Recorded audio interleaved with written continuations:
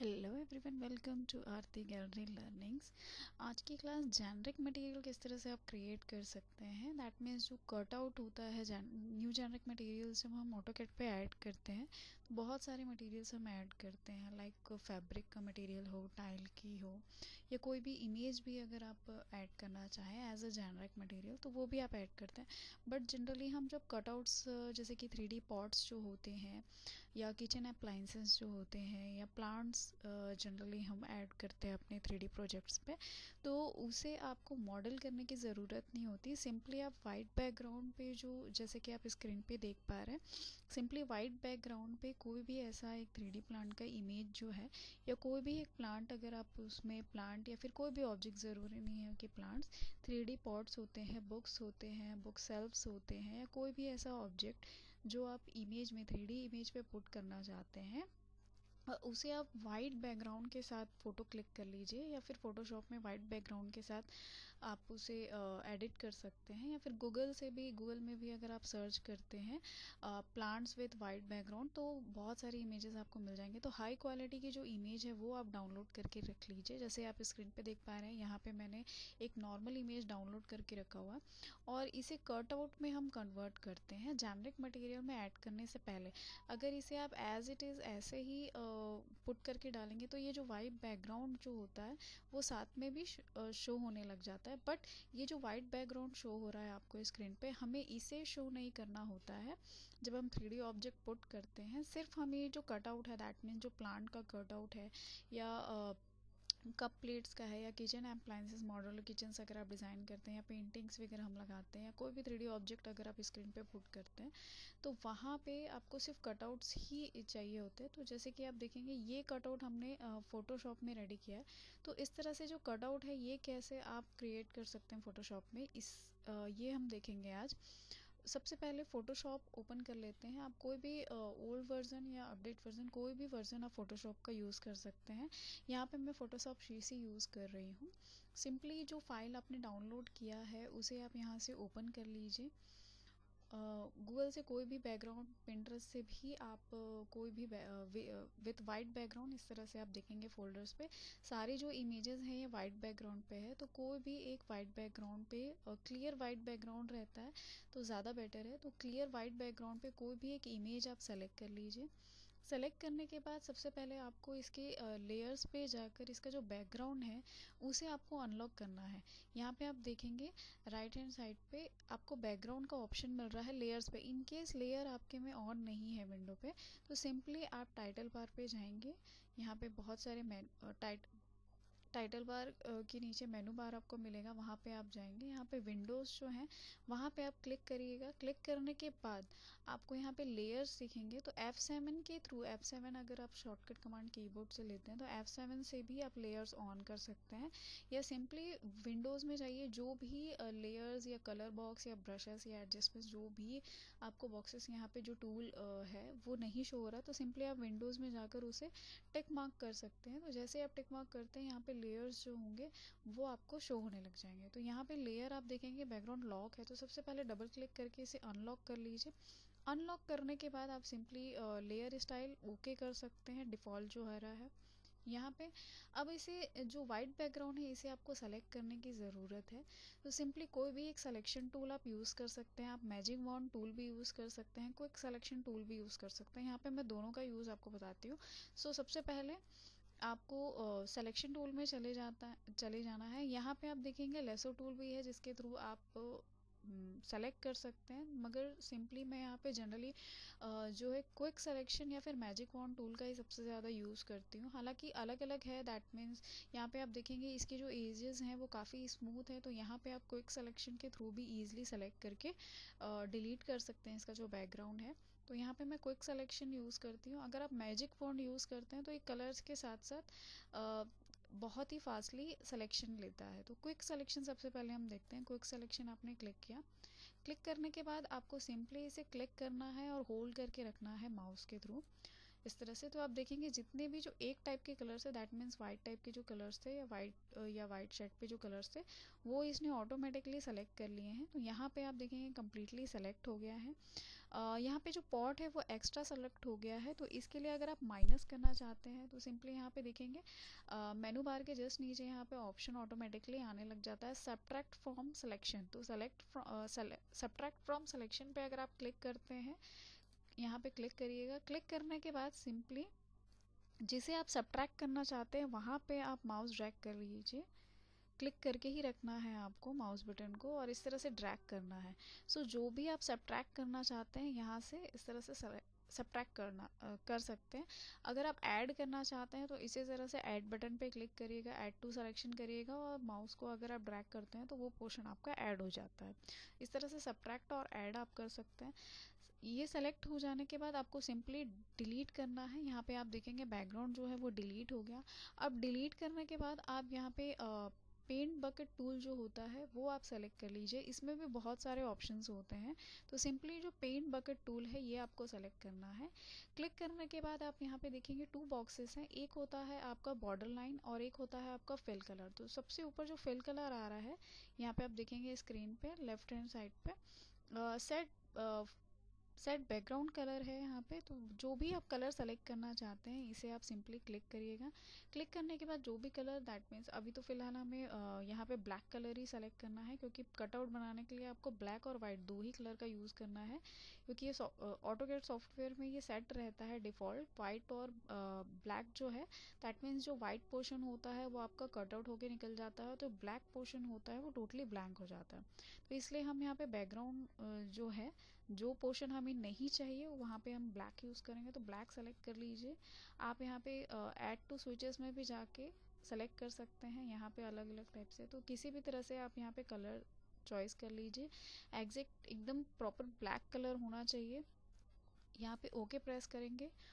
Okay press करने के बाद आप सिंपली क्लिक कर देंगे स्क्रीन पे। जो पोर्शन आपका सेलेक्टेड है यहाँ पे आपको सिलेक्शन जो है उसे कैंसिल नहीं करना है, सेलेक्ट करके ही रखना है और उसके बाद आपको पेंट बकेट टूल में जाकर कलर सेलेक्ट करके यहाँ पे कलर आपको ड्रॉप करना है। अब कलर ड्रॉप करने के बाद अगेन आप जो सिलेक्शन टूल था आपका, दैट मीन्स क्विक सिलेक्शन, उस बटन पे जाकर आप क्लिक करेंगे। क्लिक कर इस टूल पे जाकर आप क्लिक करेंगे। क्लिक करने के बाद सिंपली आपको स्क्रीन पे आना है, जो सेलेक्टेड एरिया है वहाँ पे आपको क्लिक करना है, लेफ़्ट क्लिक करना है। लेफ़्ट क्लिक करने के बाद यहाँ पे आपके पास सेलेक्ट इन्वर्स ऑप्शन मिलेगा, तो सेलेक्ट इन्वर्स ऑप्शन पे क्लिक करेंगे। क्लिक करने के बाद सिंपली आपको अगेन इसे डिलीट कर देना है। जो इन्वर्स सेलेक्शन, दैट मीन्स जो पहले सेलेक्टेड एरिया था उसका जो इन्वर्स सेलेक्शन हुआ है वो एरिया पूरी तरह से डिलीट हो जाएगा। डिलीट होने के बाद अगेन आपको सेम स्टेप रिपीट करना है। पेंट बकेट टूल में आपको जाना है। अब यहाँ पे आपको कलर जो था ब्लैक था पहले, इसे आपको वाइट करना है। तो सिंपली प्लेन वाइट आप यहाँ पे ले लीजिए और इसे हम ओके करते हैं। अगेन आपको क्लिक करना है एरिया, जिस एरिया में भी आप फिल करना चाहते हैं कलर वहाँ पे आप क्लिक करेंगे। क्लिक करने के बाद अगेन यहाँ पे सिलेक्शन टूल में या फिर पिट मूव टूल में आप जाकर क्लिक कर सकते हैं। क्लिक करने के बाद कंट्रोल के साथ डी अगर करते हैं आप प्रेस, तो ये जो सिलेक्शन है वो हट जाता है। तो इस तरह से आप सिंपली कटआउट जो है वो रेडी कर सकते हैं। अब इसे सेव करना है। आप एजेस भी स्मूथ कर सकते हैं। बहुत सारे टूल्स हैं यहाँ पे आप देखेंगे एज स्मूथ करने के लिए, तो उसको भी आप यूज़ कर सकते हैं। या फिर स्मग टूल जो है यहाँ पे आप देखेंगे स्मूथ सिलेक्शन या फिर ब्लर टूल है। इस तरह से आप इसके एजेस को जिस तरह से भी आप कन्वर्ट करना चाहते हैं वैसा आप कर सकते हैं। स्मूथ एजेस अगर आप करना चाहें फोटोशॉप में तो स्मूथ एजेस कर लीजिए, पहले कर लीजिए, सिलेक्शन के दौरान कर लीजिए। तो वहाँ पे सिंपली क्विक सिलेक्शन का यूज़ मैंने यहाँ पे बताया है। इसी तरह आप मैजिक वॉन्ड टूल का भी यूज़ कर सकते हैं। मैजिक वॉन्ड टूल भी सिंपली आपको क्लिक करना है और मैजिक वॉन्ड टूल भी ड्रैग करना है, तो उस तरह से वो सेलेक्ट होता जाता है। तो यहाँ पे इस तरह से कटआउट आपको किसी भी एक स्टेप से आपको कटआउट रेडी करना है। ओवरऑल आपका जो पोर्शन, जिस पोर्शन को आप चाहते हैं कि थ्री डी जो भी ऑब्जेक्ट आप पुट करना चाहते हैं, शो करना चाहते हैं, उसे आपको वाइट पे रखना है। और जो कटआउट है, दैट मीन्स जो एक्स्ट्रा एरिया बचा हुआ है जिसे आप शो नहीं करना चाहते अपने जेनरिक मटेरियल में, उसे आपको ब्लैक करना है। तो इस तरह से इमेज आपको रेडी करना है। इसे आप जेपीजी या पीएनजी फाइल में सेव कर लीजिए। सिंपली सेव एज करना है। सेव एज पे क्लिक करेंगे। सेव एज पे क्लिक करने के बाद कटआउट जिस भी फोल्डर में आप रखना चाहें, यहाँ पे डिफ़ॉल्ट सेव एज टाइप जो है वो फ़ोटोशॉप आता है, तो सेव एज टाइप को आप यहाँ पे पीडीएफ कर लीजिए, सॉरी जेपीजी या फिर पीएनजी कर लीजिए। मैं यहाँ पे पीएनजी इमेज कर रही हूँ, पीएनजी मैंने किया और कोई भी एक नेम दे दीजिए आप, और एंड देन आपको सिंपली सेव करना है। ध्यान रखना है आपको सेव करते टाइम इसे पीएनजी या जेपीजी फाइल पे ही रखना है। फोटोशॉप पे अगर आप रखेंगे तो ऑटोकैड जो जेनरिक मटेरियल आप पुट करेंगे वो नहीं लेगा, तो यहाँ पे आपको पीएनजी या फिर जेपीजी फॉर्मेट पे ही इसे सेव करना है।